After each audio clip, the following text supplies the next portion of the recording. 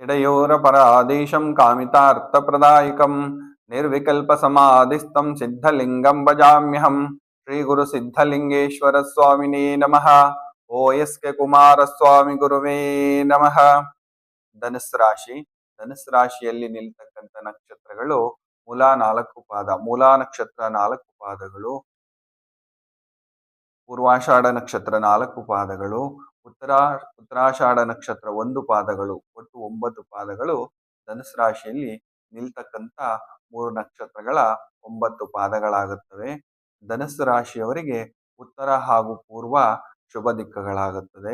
ಶುಭ ಬಣ್ಣಗಳು ಬಂದು ಧನುಸ್ಸು ರಾಶಿಯವರಿಗೆ ಹಳದಿ, ಬಿಳಿ, ತಿಳಿ ಕೆಂಪು, ಕೇಸರಿ ಶುಭ ಬಣ್ಣಗಳು. ಶುಭ ವಾರಗಳು ಭಾನುವಾರ, ಮಂಗಳವಾರ, ಗುರುವಾರ ಶುಭವಾರಗಳು.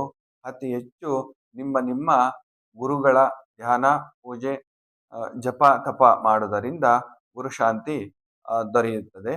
ಶುಭವಾಗಲಿ.